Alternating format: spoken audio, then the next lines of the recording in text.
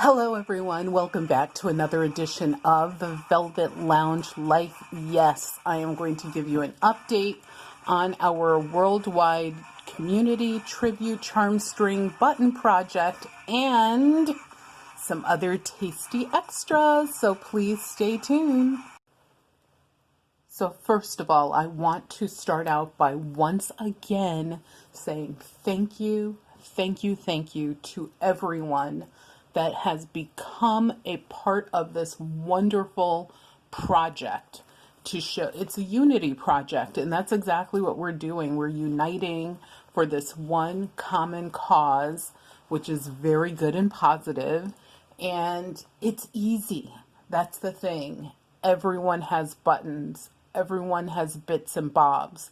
Please become part of this wonderful worldwide project.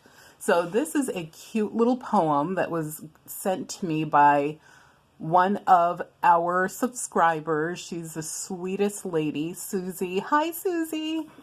And it's Tommy Tinker's Charmstring. So one of the things that some people are not aware of is what a charmstring is.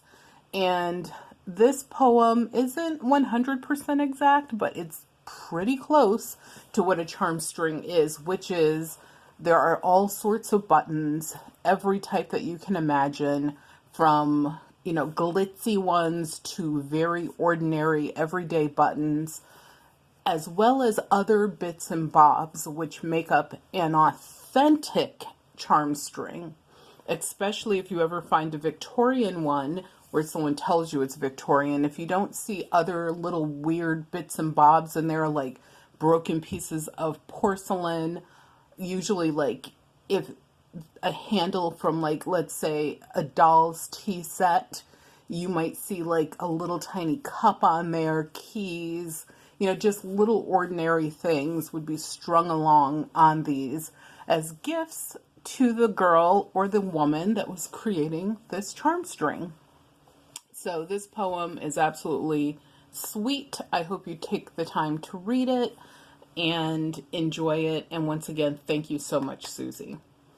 So where are we with the project? Well, I think I've created a monster, and I'm so happy about that. The charmstring is now more than 33 feet long. In the next video that I do, giving you guys an update, I will give you an update on the length again. In the previous video, it was 33 feet, and it has grown since then, which I'm very happy to say. And yes, I am running incredibly low on buttons, and bits and bobs. So whatever you can donate, greatly appreciated. As a matter of fact, we had 2 donators since the last video. One person gave me a bunch of cufflinks that were mismatched, like they only had one of them, and I was able to incorporate several of them into the project. And actually, as my pointer today, we have a flock of turkeys. There must be at least 50, 60 turkeys of all different ages, shapes, and sizes in this flock. And every season they leave me a couple of their tail feathers. I have no idea why that happens, but I have a few of these. And this year, you'll hear my chair creaking. These are the 2 that I have. I think this is the male and this might be the female, but I'm not sure.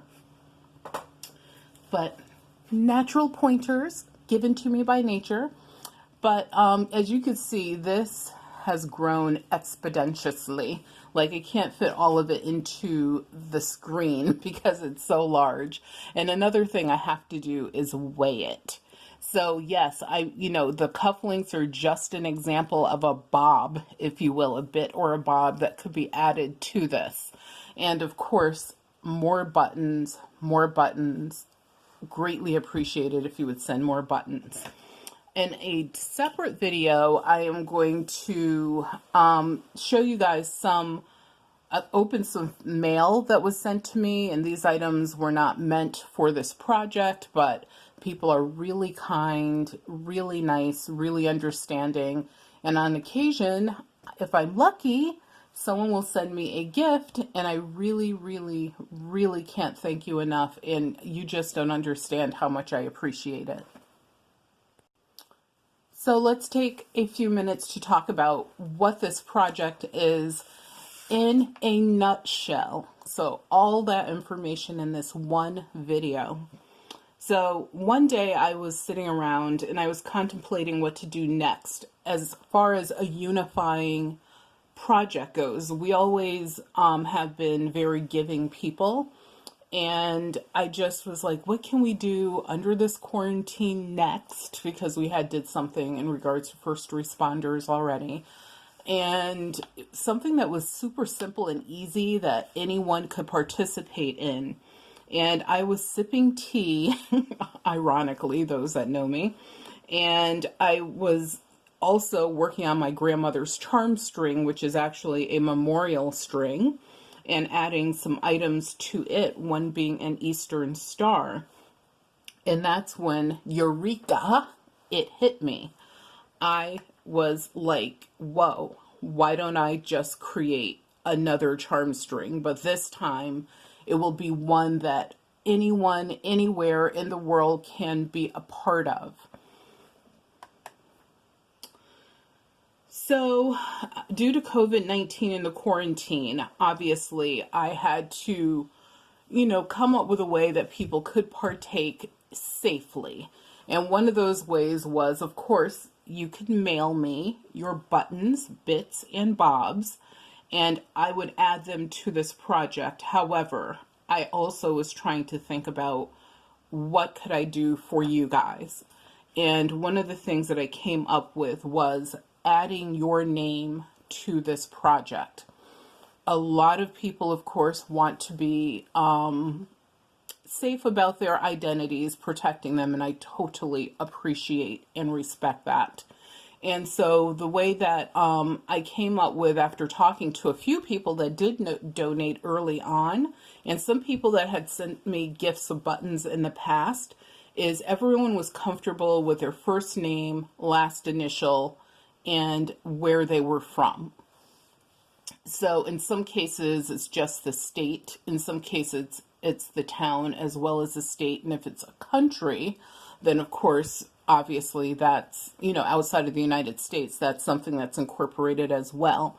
So at the end of this project, what will happen is name tags will be added throughout the Charmstring. So I have to see how many people donate and measure it out. But let's just pretend we have 20 people. I would evenly measure it out and hang tags from the Charmstring, measured out almost exactly the same distance. And on those tags, it would have that information that I just mentioned: first name, last initial, location, so that you guys are always a part of this. The other thing that I wanted to do, besides displaying it in the one location that was discussed in the very first video, is getting this out and displaying it in other public locations. So in conversations with a couple libraries and a local museum, as well as there's an art museum that's not too far from where we live, as well as I'm going to talk to the people that run the museum that displays the majority of the Waterbury Button Company buttons, because if you noticed in the center, I've dedicated some space to that. I want, to put this out there with the story of why it exists, why it was created, as well as discussing the history of the Charmstring and the importance of something that people in the world, many of us, thought or think was so insignificant, such as a fastener, aka buttons. And so I have some information that would be displayed with the Charmstring. And even maybe talking to kids, at schools about, this being a unifying project, as well as something to memorialize the year 2020 and the last few years, which have been a challenge to most, if not a lot of people. And it would commemorate as well, the coming together of human beings from all around the world, let alone here in the United States. So that is the reason that this project exists. And after the project is complete and, displayed throughout the holidays, it will immediately be off to its first location, as long as everything works out with the quarantine, etc., for display. So the good thing is after the holidays, it will have another temporary home. And I will be the caretaker of it, so no worries about that. And if anything needs to be fixed on it, adjusted, whatever, however it's displayed, of course, I'll be responsible for that as well. So initially this was going to be a 50-foot long project. However, I think that hopefully if enough people donate, this is one of those calls to action, so please feel free to donate. I'm hoping that it goes beyond 50 feet. It really should have no limit as far as my thoughts go with it. And it would be really wonderful, like I said, if we could get beyond the initial goal. And to participate is incredibly easy. I mean, we've had several people who already, as I stated earlier, have donated to this project. Absolutely beautiful human beings that without this project, all of us would not have ever known each other. So that's like that unity component, which is so important. But in order to donate, all you have to do is mail your items either first class if they're under 1 pound. If they're over 1 pound, use a priority mail United States Postal Service flat rate envelope. If it fits, it ships. It doesn't have to remain flat. You could put boxes, bags in it. I just recommend that you tape it a few times just to make sure that everything stays safe and secure. And you can mail it to the address that will be in the comments area of this video and in the description. But it is The Velvet Lounge Life, care of M as in Marvin, Garrett, Garrett, P.O. Box 698, Tolland, Tolland, Connecticut, 06084. So that's all it takes. There's several rules for this project, which are in the earlier videos. I will link the playlist to this project down below as well in the comments as well as in the description. So if you want to go back and look at prior updates, challenges that took place with this project, what the rules are for the project, etc. I also have a Q&A in there. Then you can go back and look at those videos. But please remember to subscribe to the channel to get all the information that you need. And some of the things that, people have asked me are, what are some of the bits and bobs that they can donate? And I mentioned a couple in this video. But in addition, broken jewelry, keys, cockle bells, or old jingle bells are needed because, I'm doing this during the holiday. And I say we, meaning myself and all of you that donated. And so having that little jingle jangle on it is really, really nice.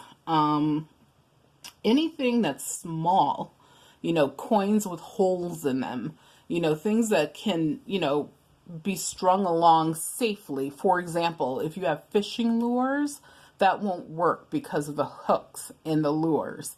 If they had no hooks, then I could definitely hook a couple fish on here.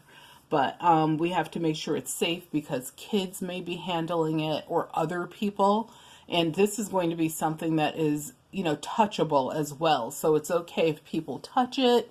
In many, many cases, they won't be able to touch it because it will be in a display case. But in a very few instances where if we get this out to schools, for example, yes, we would allow the kids to touch it with supervision And, you know, we're trying to make this something that belongs to the world. So we don't want to just have it locked up where no one has access to it. So I hope that that answers some more questions if you had any, as well as I hope that you enjoy the update, you know, seeing some of the stuff that's strung on here. At the end, at some point, I want to count how many items are on here, but I can't promise that will happen. I remember saying I was going to do that initially, but I don't know if that will occur simply because it's going to be pretty hard to do that. And this is one of my favorite Victorian, and this is probably pre-Victorian, I will tell you that for sure. An antique, and this lady has a charm string around her here. You can see it here at the bottom. And I don't know, she's not the healthiest looking lady. You can see that she's propped up on a pillow. And this is a backboard to a bed. So apparently maybe this is something she was doing while she was trying to recover. Or I'm hoping it's not one of those pictures where, I don't know, you know how some of the Victorian photography was back in the day. But thank you guys so much for watching this video. Please remember once again to subscribe to the channel, as well as give us a thumbs up. Remember that your health is your wealth, and without your health, you have absolutely nothing.